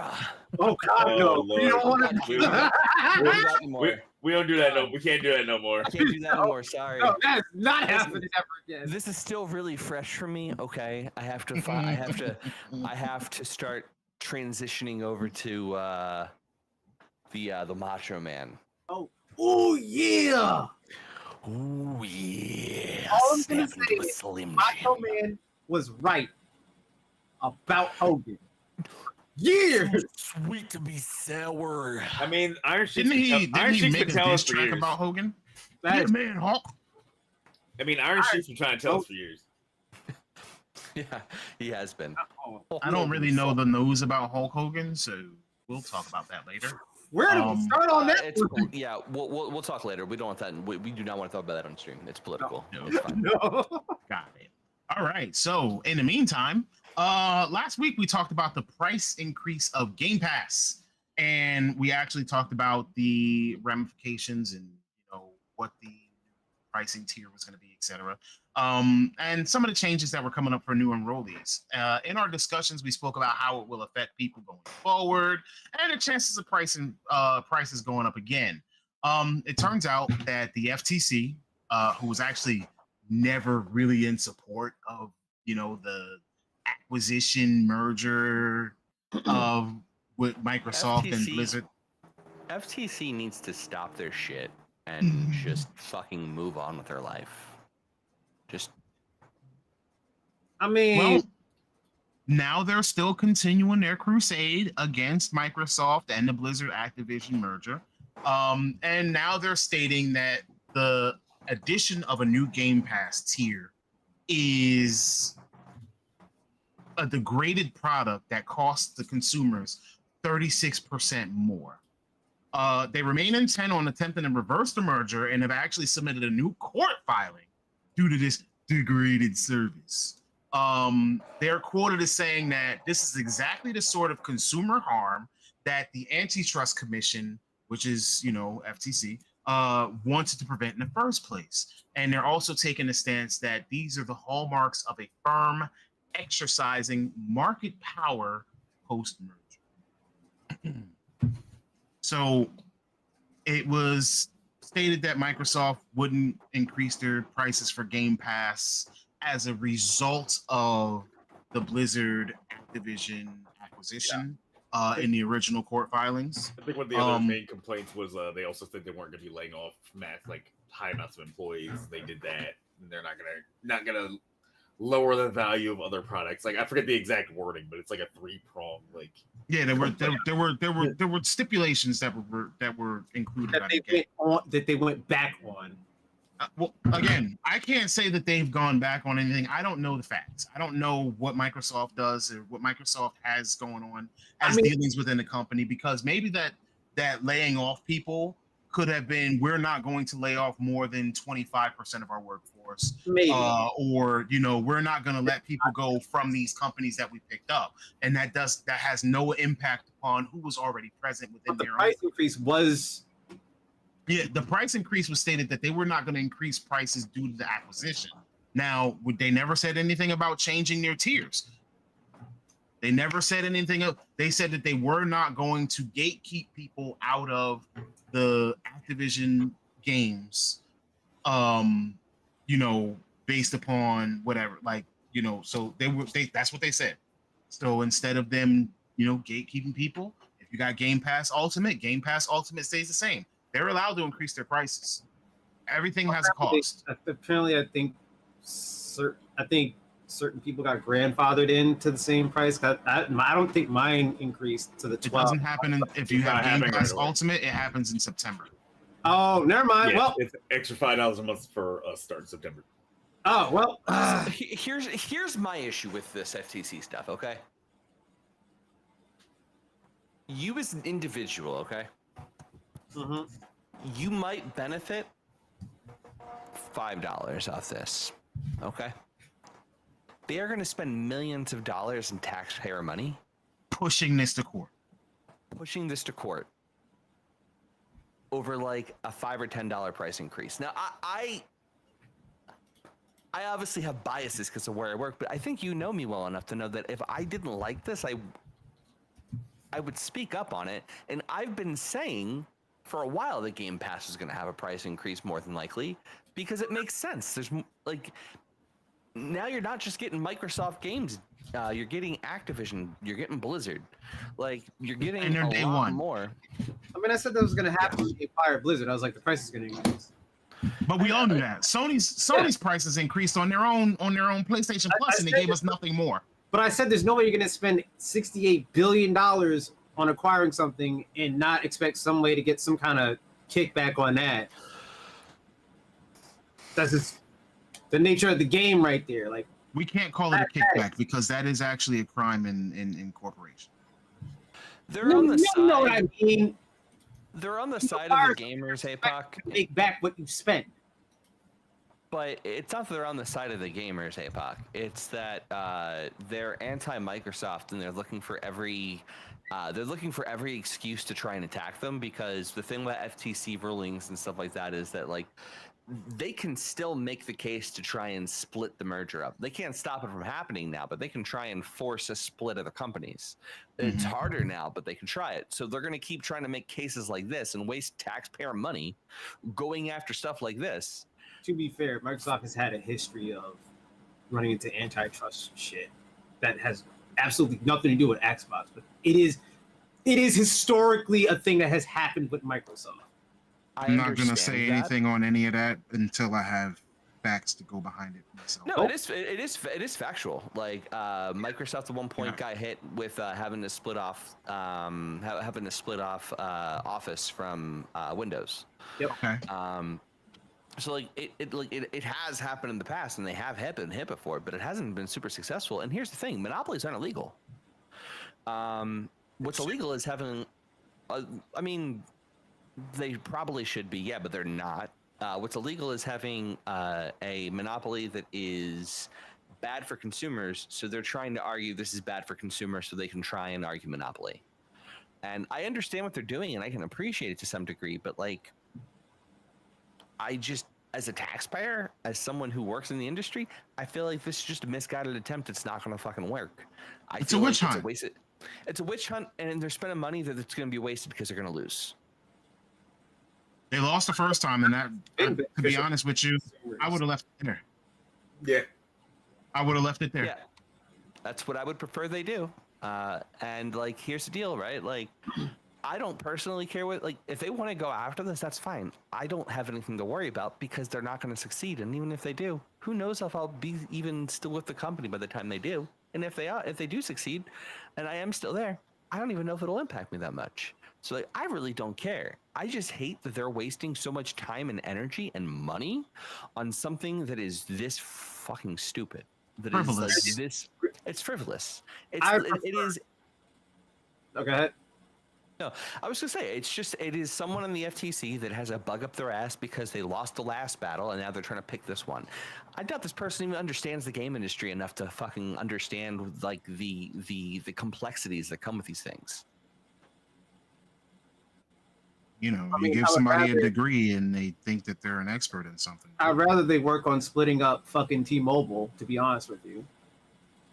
They should work on splitting them from Sprint, because I think that was egregious that even that happened. But T-Mobile You would only have to got make an core. argument. Sorry. No, I was just gonna say that T-Mobile only got core Sprint, and then were forced to sell off every little, because Sprint was a huge company in itself. They owned Yeah. Nextel and blah blah blah. So they were forced to sell off all the extra branches. All they got was core Sprint. Well, yeah. What I'm saying is like, so the only reason why that even went through was because there was a protection in place to stop that merger from happening. And then that got taken out, I think around 2019, 2018. So that got removed. And then that's when the merger went forward with Sprint. And it was an actual like policy in place to keep all the cell phone providers, all the cellular service providers from merging together, because it would create a monopoly. And that got removed, and then now we have this shit. I don't care who merges with what. I just want prices to stop going up on They're everything. not going to. I know. That's the thing. That doesn't happen. And I want my service to be good. I want to be able to talk when I need to talk, where I need to talk, etc. There's no incentive to, if they the only choice you got. Like, come on, that's how it works. I mean, that's not who I have, but sure. But I'm saying that's like the end goal. Like, all right, here's the thing. If you have access, if you own everything of a certain industry, right? What incentive do you have to improve? It's not even owning everything. It's like if you own a like demonstrable majority of a certain thing, like how, like, what is it, like BlackRock owns so many subsidiaries that own different brands like food and everything like that. But obviously, nothing's ever come with that. That's a whole other conversation. But it's just like if you can prove, like, oh, hey, 45% of the games that come out are all owned by one company, then it's like, okay, maybe we're getting a little weird. Yeah. In some way or form, whether it be like a subsidiary or not. Oh, Yeah, like I mean, 10 Yeah, but that's China though. Like that's just not how under they our do. jurisdiction. That's not. What is it? The equivalent would be Embracer. Embracer broke up, didn't they? For the most part. No, they did not. They sold was off it a that- bunch of studios. That was what it was. They were selling off stuff. Yeah, but they did not break up. No, but that's like that's the economic system at work. That's the game. At least that's what it's turned into now. You went from, hey, what about fair competition and all that stuff, to, yeah, what if I just owned everything? No. Well, there are legal documents in place. There are different acts that have been enacted that prevent things from going to certain places. And to be honest with you, even without the FTC bringing up said charges, if one of these companies was doing something wrong, and obviously these companies all have huge legal departments and they know what they are allowed to do and what they're not allowed to do. Sometimes they might try to stretch it a little bit, but I don't really think that this one's a stretch, just like T-Mobile's not a stretch. So I think that as it is, they are within the compliance of all laws. I mean, to be fair, if you're a corporation and you pay off the right people, you don't have to worry about that anyway. We cannot say that. Whatever. I'm a corporate employee, and technically I'm bound by I'm not saying that we can't talk about about to say, corporations and technically, paying isn't off different everybody- things. No. But when I say that I'm a corporate employee, I mean that like I work for one of the largest pharmaceuticals in the world. And there are things that, you know, you would think, oh, well, if they're a Big 10 pharma company, right? Why can't they just pay off people and they just kind of get them? It's not a thing. Like there's no, they are hit with, they could be hit with huge fines and, you know, penalties, things of that nature. So I mean, there are other things, there are things that other companies I'm sure can't do. I mean, I mean, Nintendo. sure, people kinda- break rules, but when we're talking about fines in the billions, that's not smart money. When was the last time a corporation got hit with like billions of dollars in fines? You want to look that up for me? You can. No, do you want to look that up for me? I can't go and look it up right now. Somebody can. Yeah, I can. I can do that. When is the last time a corporation got hit with a fine over $1 billion? The biggest fine going by FTC, biggest fines all time was Facebook in 2019, $5 billion. That's nothing. Yeah, $5 billion is nothing. for how much money Meta makes. Yeah, that's nothing. That's nothing. Even if that's how, even look, It has for how fines work. I've always thought it was like weird. It's like it has to kind of be like A, proportionate to what the crime is, and B, like a realistic impact to their business. Meta probably makes that an hour. Like, yeah. So like $5 billion ain't nothing. Yeah, J.P. Morgan and Chase got hit with a $13 billion fine. Okay, Pac, it wasn't Meta then. It was still Facebook. They were still making billions a day. Like, Yeah, on and what? J.P. Morgan and ad Chase, revenue, like other shit like that. Like, And when they're making all of this money per day, where is it going? It's going to all of those employees and Yeah. you know, servers, etc., like hosting. Like, I mean, $5 billion is still a sizable hit to any company. $13 billion is still a sizable amount. J.P. Morgan? Are you Yes. serious? In what world is $13 billion just something you sneeze at? Ever? Hold on, how is J.P. Morgan worth? That's a multinational bank, bro. Like that's nothing to them. Do you know what banks do with money? Yes. They recirculate it. 13. All right. JP Morgan is a $1 trillion company, a multi-trillion dollar company. Okay. 13 billion is nothing for a fine for them. That's absolutely nothing. The JP rich don't get JP rich by Morgan- spending unnecessary money. JP Morgan net income for 2023 is $49.55 billion. $49.55 billion, right? Yeah. So That that was means that $13 billion out of 40, that's a nice chunk of their revenue. That is almost a third. Not Oh a third. that's net income. That's like what they get after everything. Revenue was $158 billion.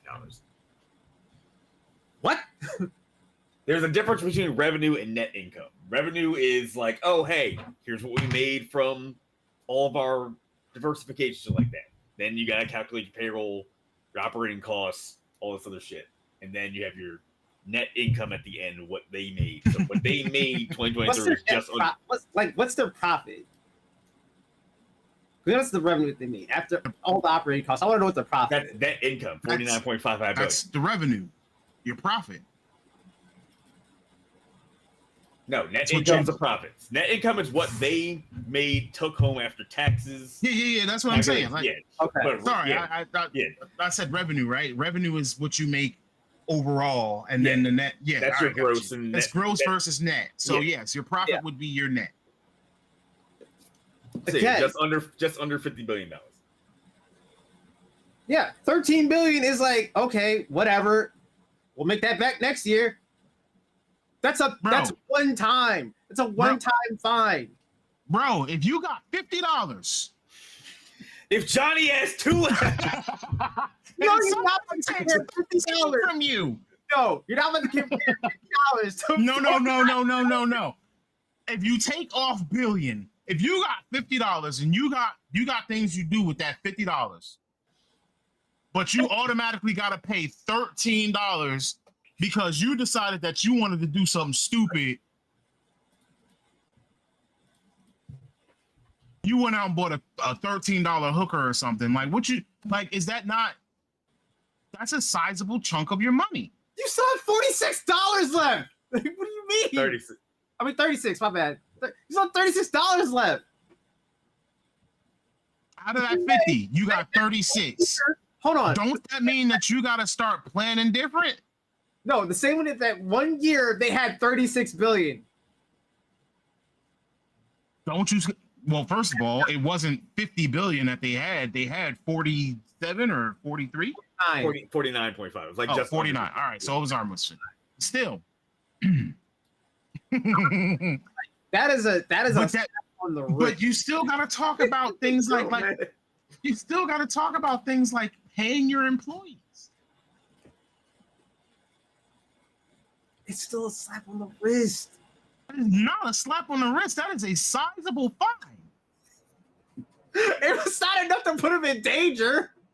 No, because fines aren't meant to bankrupt the company. But some of these companies do go bankrupt off of these fines. Companies are not just going to break rules just because we can pay some money and it all goes away. Oh, we'll make it back. That's not how people think. That's not how rich people think, especially. That's not how you should think. No, Microsoft is not going to purposely try to violate something to get the FTC on their tail. And I think Time is completely right. And the FTC is kind of making a witch hunt here. No, I don't like price increases. No, I don't think that we should just be perpetuating whatever. But at the same time, we're getting goods and services for these prices. And they're letting us know exactly what we're supposed to be getting, what's going to be changing. And so, I mean, they might not be telling us the reason for an increase, but they're giving us something. They're giving us some kind of notification, some kind of advance notice. They're giving us that. You know what I'm saying? And they're still letting us know that now we're going to be adding Blizzard and Activision games to day one, and we're going to be doing all of this, and we're going to be trying to increase our libraries of day one games, so that now you at least have some benefit from having Game Pass Ultimate. So now you can game anywhere, you can cloud game, you have more access to more day one games. And for the people who want to have console gaming or whatever, they have now console Game Pass. But console Game Pass, it might not be as enticing as, you might not get or Game Pass Standard, not console Game Pass, but now it's called Game Pass Standard. So now it might not be as enticing, or you might not get day one access, but you still have access to games at a monthly cost instead of paying $70 for any game that you want to buy. And if you don't like it, you just paid $70 and you can't get your money back. But realistically speaking, there's no point to getting the basic version. Because the main selling point was the day one releases that are on that. Oh, that was the main selling point? For me, it was. The fuck? That's for you. But everybody's not you. Nah, honestly, I think I'm inclined to agree that most people got Game Pass just so they didn't have to drop when they were releasing games like that, $60, now $70 a couple times a year. All right, so what makes people get PlayStation Plus and those extra tiers of PlayStation Plus instead of just the basic? They don't get day one games. I wish I could answer that question for you because I don't understand myself. Like, I got PlayStation Plus Premium just to have the library or some stuff. Like, because that's how I play some games. I didn't get a chance to that's buy. Your answer right there. Yeah. That's the benefit of Game Pass, even if you don't get access to day one games. I was going to say there's two different, in my opinion, two different approaches to that, right? Or two different temptations to that. Like Game Pass, day one releases, have it for that, right? PlayStation Premium, I would have that for the library of PlayStation 1, 2, and 3 titles that I'd have access to. I mean, if you want me to be honest, PlayStation was more egregious with it because they made 3 tiers from the start. From the start? Yeah, Yes. there was standard, extra, premium from when they launched the tier system. Oh, I mean when they launched the tier system, not from the beginning. I'm talking about when they made those when they tried to do their own version of Game Pass that's inferior. Yeah, because it doesn't have the day one releases. I mean, I know why they're not going to do that because they're a Japanese company. Japanese companies are not ever gonna fucking do that. You'll never see Nintendo do anything like that either. Well, Nintendo don't like consumers, so That is very true. But we still be buying their games though. It's like a love-hate relationship. It's an abusive Like, relationship. don't like us. But it's like, damn, I got no choice but to buy Metroid on this. Oh, speaking of Game Pass, just so that I'll let you guys all know, and for everybody out there viewing today who has Game Pass, I also wanted to let you all know that Modern Warfare 3 is now on Game Pass as of today. So if you wanted to play Modern Warfare 3 and didn't get your hands on it, by all means, go ahead and download it on Game Pass and enjoy it. Sucks to be y'all that paid $70 for that shit. So now, also, Hustle, you might enjoy this one. Tekken 8 is bringing back Heihachi Mishima again. Why? And they are also adding more chapters to the story. I don't know why Heihachi just can't stay where he was. This is like the third time he's died and come back. I Or don't faked know. his death or whatever. that's the trend now with the ironically, besides Mortal Kombat, even though they revamped the universe, they don't really count. But like King of Fighters brought back Rugal, Street Fighter 6 brought back Bison, and now Here's the fucking problem. Tekken bringing back Heihachi. Come when on. when Tekken 7 or it was either 6 or 7 7. like first comes on, the words Heihachi Mishima is no longer with us. No, that was 5. Whatever one it was. Yeah. He I They said literally broadcast it that. happened before. when- Is what he said. Yeah, they literally broadcast that as the starting game, and eventually he was in the game and alive and a menace. So yeah, Oh. I mean, I just thought of it. Wait. He died in We're on 8 Tekken, now. he died in Tekken 1. Died in Tekken 1. again, I'm saying unalived and things of that nature for Okay, you know unalived shadow in Tekken 1. bans. Because he got thrown off a cliff at the end of Kazuya's. That was canon, right? That was the Yes, Kazuya was the main character of Tekken 1, so yes, that was the Okay, so yeah, that was canon. So Tekken 1, first time. Tekken 5. Did he also in Tekken 3 and Jin's ending? Didn't something happen to him in that too? I don't even remember anymore. Like it's been so Yeah, that's long. what I'm saying. Like, so I'd say 1, 3, 5, 7. yeah. Can we stop with this now? Just permanently it's- just end. If you're gonna put him in the game every game, then just put him in the game every game because every time that you say it, he's in the game. It So- feels like it kind of took away from the story of Tekken 7, in my opinion. Because the whole basis of Tekken 7 was Kazuya and Heihachi finally finished. Finally ending that feud. Heihachi died like 3 times in that game. Akuma thought he killed him. Jin thought he killed him, and then Kazuya thought he killed him. It's like Jesus Christ, yo.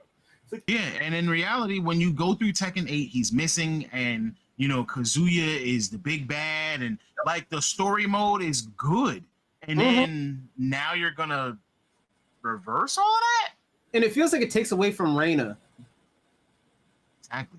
I don't like that it took away from Reina's whole plot point of like she's gonna become the next big bad, and it's like, well, now I guess we're not gonna do that because her dad's Tupac, back, so- we're not saying that. We're not gonna say that out loud. We're not saying it out loud. It's not gonna happen. Like we've already gone far enough into the unaliving. We're not saying that out loud. Like you say that and legitimately, you know what happens? This video doesn't exist anymore. Wait, oh,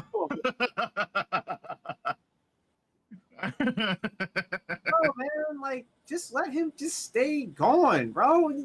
And Bison should have stayed gone too. I agree with that. Why? I wasn't even happy when they showed that trailer. I was like, oh great, Bison's back. Yay. Oh man. We're not saying that it's against TOS. We're saying that, you know, there are things that they don't put in front of people. It feels lazy. Not lazy, but it feels like I know there's a subset of fans that will like cry if every single character is not within every single iteration, but it's like, dude, if it's in the story that this character is gone, just let him stay gone. It's okay. I can do with a game that doesn't have that character in it. Like, I'm gonna be real. As much as of a Scorpion fanboy as I am, if in an MK game they took Scorpion out because in the story something happened to him and he was which out, is also highly likely. I would be okay with that. I would be fine with that. Like, okay, I get it in the context of the story. That's fine.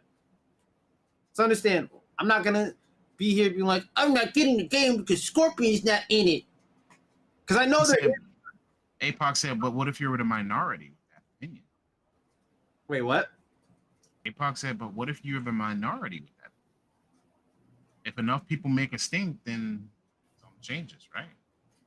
I don't know. I feel like if you're in the director's seat of a game and this is your choice that you've made, stick to your gun. And you decide to not listen to your crowd. That sounds like a fast way to be boycotted. I think you'd be surprised. Here's the problem. In the gaming space, sometimes the most vocal individuals, actually even movies, a lot of times the most vocal people in these groups are people who aren't even going to actually play your shit a lot of times. Yeah. It's people who get offended on behalf of other people. It's people who get upset on behalf of other people. It's people who look at something, we're never going to spend the money on it. And Crusaders. Yeah, like they're just looking for something to have an opinion on. Yep. Like, and a lot of these companies, when they listen, like, you know, look at Morbius, right? Sony listened to social media trends of how great Morbius was, and they were duped into releasing that fucking shit show not once, but twice. So like, there's definitely a mixed bag.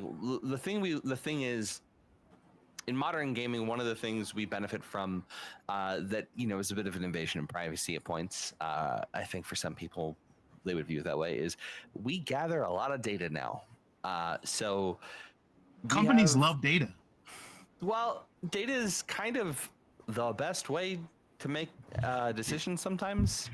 And when they sit there and they see social media complaining about one thing, let's say, by example, a game is like, there's players who are complaining because a new character is overpowered. That might be a valid complaint that people should listen to. But when they go and they crunch the numbers and they look at all the different, you know, like all the different stats, the metadata, the damage output, the kill time, the time to the person playing the game, the characters get killed, and they see that everything is kind of in line with everything else. They might ignore that call for a nerf because they feel like over time player sentiment's going to even out, or they might look at the data and go, you know what, shit, they're right. We got to fix this. But they utilize the information to look at the data. Yeah, but they're not always just blindly going to listen to their player base. Yeah, true. That's fine. Yeah. You know, as long as you have something to back it up. But Hihachi. So speaking of data, I do want to get into our last thing. We only got a few minutes left on this, so we're not going to spend a very long time on it. But obviously, it's a big hot button issue. So last week on Friday, if you work at home, if you use PCs at home, whatever, like many corporate people were affected. But basically, there was what people initially thought was a cyber attack happened. But essentially, they have come to find that it was not a cyber attack on Microsoft. It was a glitch on the Windows PCs, basically because of an IT snafu from, you know, the company CrowdStrike. CrowdStrike is a thing that they didn't properly check. Bad patch. Again, the bad patch. And they said that basically you could fix that because it was getting people the blue screen of death, and essentially causing the computer to restart and go into a repair mode. They said that you could fix that issue by restarting your computer into safe mode. And while you were in safe mode, you can go to the CrowdStrike folder and certify. CrowdStrike has remedied this by Monday, and it did take some time. There were a lot of places that were without computers. So what is CrowdStrike? CrowdStrike is actually a company that does cybersecurity or cyber attack response, as well as they manage the storage for like cloud information. So with all of that being done, now you have a company that deals with cybersecurity, a company that deals with data and information and safeguarding, causing a shutdown that happened worldwide. How does this affect CrowdStrike's reputation going forward? Well, I guess just because of the scale, they're definitely gonna have to like tighten up shit like that. I don't think their reputation is going to be hit that hard in the industry because they're one of the few. Nobody got a cyber attack or something. Yeah, but it's just like there's no other alternatives that offer what CrowdStrike has right now in terms of how many companies it services. Like a lot of like the customers at the company I work for use CrowdStrike for like their cloud storage or purchase orders and other things like that, and a lot of other companies. But there's no alternative, so it's kind of like you deal with it and hopefully it gets fixed sooner than later. I don't think they're going to take like that big of a hit. Not going to take a big hit because there's not really any other choices, but there should be, because I think a bunch of companies, depending on literally one company for everything, is insane. The only sorry, go ahead. No, I was going to say, so after this incident, if there was another option, do you think people would go to it? It'd be smart to. They would not immediately. They would start making like contingency plans to get out, because usually a lot of these plans, like you're signing up for a multi-year contract without having, and then you would have to pay out depending on the contract. This is just like going off like experience my last job. Typically you're signing up for these multi-year contracts, and there's usually some kind of clause saying like, hey, if you drop out, you owe us this premium for like the years of service that you didn't sign for. You're trying to cancel the deal early. But the thing is, there's not many companies that can offer these services like that. Amazon could with Amazon Web Services. Like a lot of these companies use AWS for their cloud storage and stuff like that. But then it's like, oh, look, Amazon getting more money. And a lot of companies don't like using Amazon for giving more control for things that Amazon already got. So, APOC just made a crazy statement because he said Apple is already working on an alternative, but then he said there's no information backing that statement. Thanks, I wouldn't be surprised if Apple was like, all right, we got to feel like people are probably going to be looking for alternatives in the next couple of years. So let's be smart, man. It'd be smart on almost any company's part to start building that Google, reputation, especially if you have a huge, but do you want to give your money to another multi-billion-dollar corporation? Like Apple, like Google and Apple, they all have security breaches. I would figure that they would be using CrowdStrike themselves. I mean, Google has their own thing. CrowdStrike. Oh, that's even smarter. Like, you don't have to worry about that if you use your own service. Yeah, most of these companies like this have their own services built in. Like Google has their own thing. Amazon started developing for AWS in like early 2010s, and then it got implemented within the past like 8 years. So it's like all these companies. So it takes a good amount of time to build this kind of infrastructure for this stuff like this. So there's probably other companies that probably are working on this, but they're not gonna announce it. They don't want to like that their potential competitors know that like, oh hey, we come for you. But and if it's smaller, yeah, true. If it's a smaller company, it's even harder for you to get started. And when your competition is CrowdStrike, which every company's using. Like how do you compete against CrowdStrike? How do you get people? You could offer a better service, but it's like you need to be able to cover the bandwidth that these companies need. Yeah. Did you see what they were offering, by the way? What? Who was offering? Oh, well, CrowdStrike is offering a $10 gift card as we're sorry. Wait, no, shut up, stop, for real? Are you being for real or are you joking? Let me find it. No. Yeah, here it is. Tech Pros. CrowdStrike offers a $10 apology gift card to say sorry for the outage.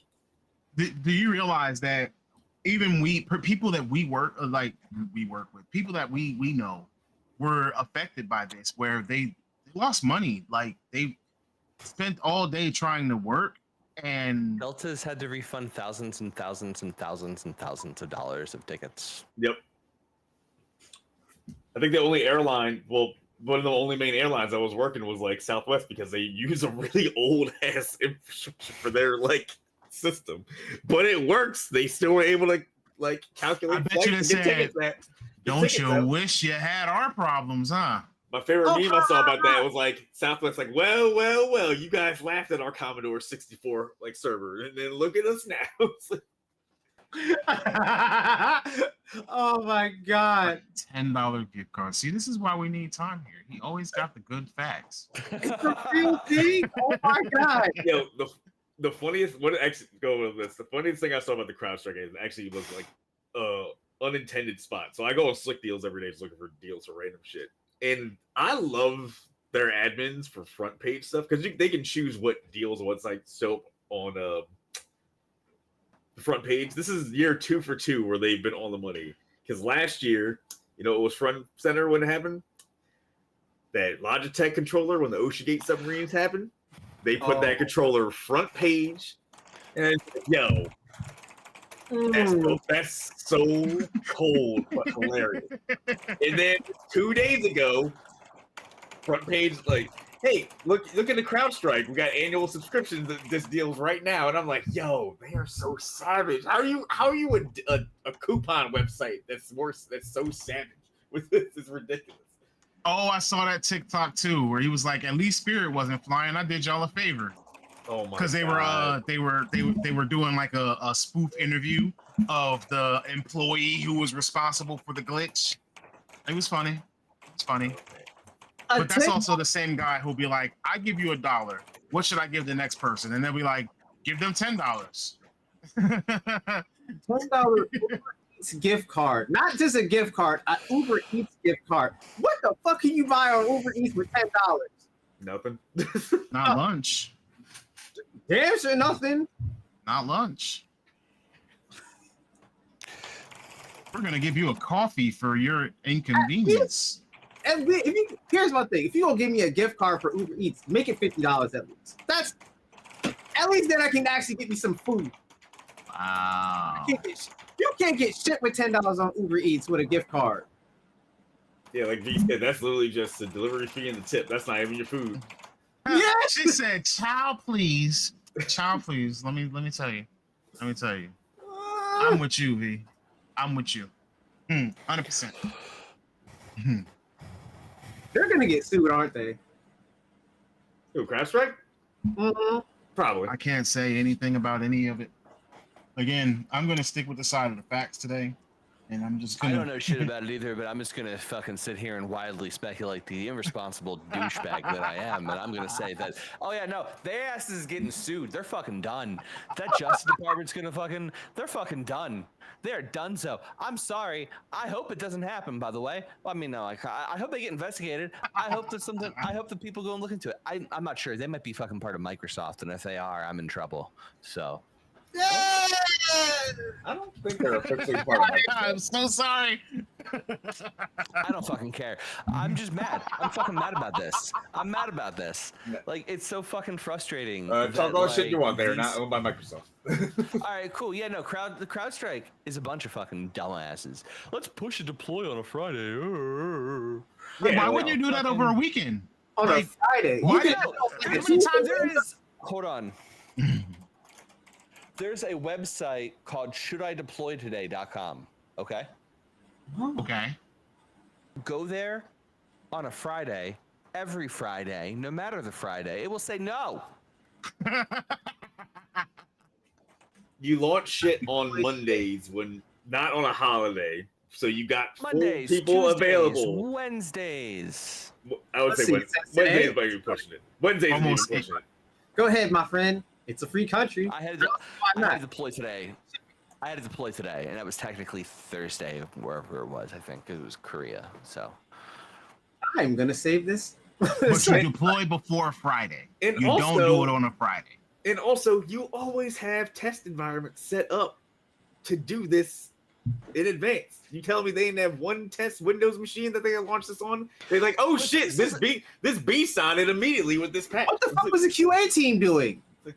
Well, no, here's the deal, right? So QA has very little fucking insight into a lot of this. It has little say Until into it- shit. QA, no. I thought- No, he's right.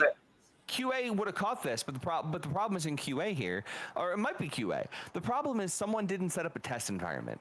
So Yeah. when you're doing when you're doing QA, there's like different stages of development. Now, I will admit, I have worked on some pretty inefficient studios, and I have tried to help them, and it's fine, it's whatever. But here's the way it should go. The way it should go is you have a feature that's designed on like a branch of some kind. Now, a branch is basically a version of the like, let's say you're working on like a Super Mario Brothers. A branch would be like, we're going to add a new power, we're going to add a new frog ability to a game that doesn't have the frog suit yet.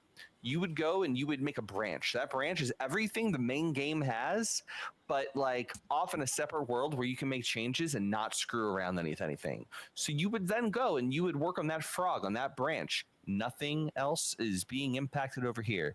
Then QA would go in and they would test the frog stuff again on that branch away from everything else, so they know that any changes made and any bugs they find related to the frog suit. Okay, that then gets merged onto the again internal dev branch where they do a thing called integration testing. What that integration testing is where they sit there and they basically work through and they try and identify what problems are actually happening from merging this change in with everything else, like actually merging the change in. And that is where they probably would have found this. They didn't have that. They just went straight to prod. That is bold. Bold and stupid.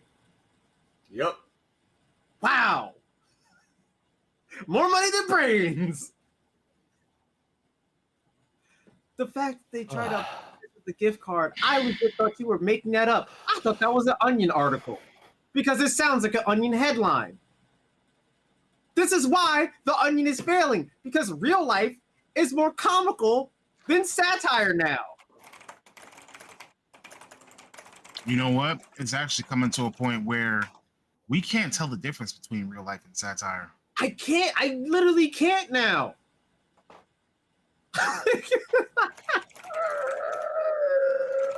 They apologize for gift cards to massive corporations. $10 gift cards, bro. Uber Eats gift cards. $10 Uber Eats gift cards. $10 don't get you anything anywhere anymore. No, Like, no. Because here's the thing. Not only did they affect the companies directly, but there were people who were stuck at the airport who were on business trips. So you also affected their company too. Banks, you affected a lot. You affected a lot. This is why I say it's insane that when you look at all the companies that this affected, it's like y'all all had the same cybersecurity. No way. Maybe I will say this. Maybe this is like to make some companies looking to just getting their own internal cybersecurity. they don't want to do the development time for that. Shit. A lot of these companies will cut, not like cheap, cutting costs, not being cheap, but cutting costs without having to hire people. Yeah. Hire people, give them the resources they got to do it, wait for them to develop it, integrate it with their systems. Like it's a lot. It's like that's years of work. So why they're gonna use shit that's already established? But then if everything goes to shit, because that's unfortunately the risk they take. that is wild. I agree, Alex. The simulation is too immersive.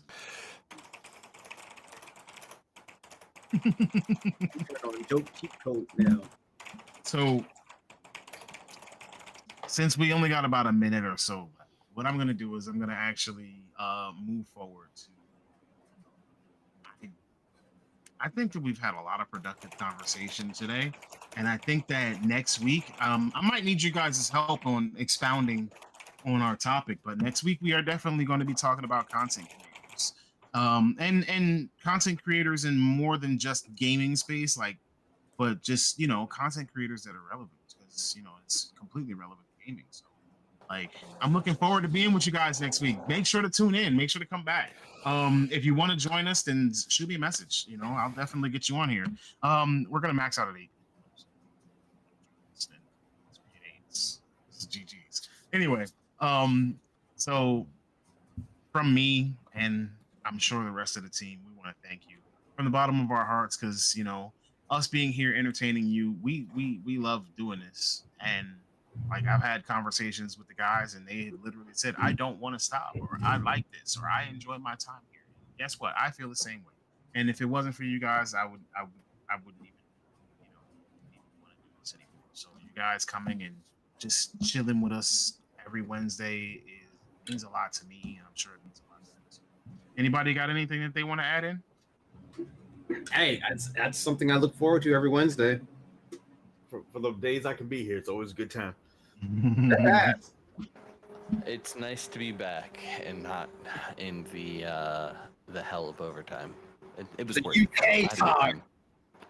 Listen, here's what I'm gonna say. I busted my tail off, and while there were some issues that popped up with the feature I worked on, none of them were my feature. None of them were my part of the feature that I didn't catch, and I'm happy. Oh, look, she said, test before launching, brother.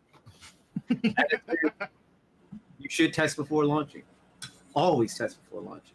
Unless you're CrowdStrike, and you can just be like, fuck it. Who cares? YOLO, do it live. Here's a gift card.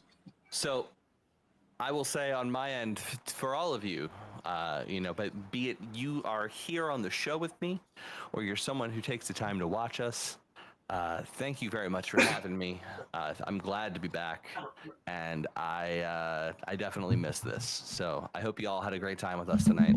I did. and it's great. Wait, Tom, I have a question. What's up? If you hadn't caught anything, would we also be getting $10 gift cards? Probably not. No. Sorry. Son of a bitch. Anyway, with that being said, I kind of want to try a new outro phrase today. So I'm going to leave you guys with this. You only live once, so pick up that controller and get started. Bye. Hey. And no demos. No testing.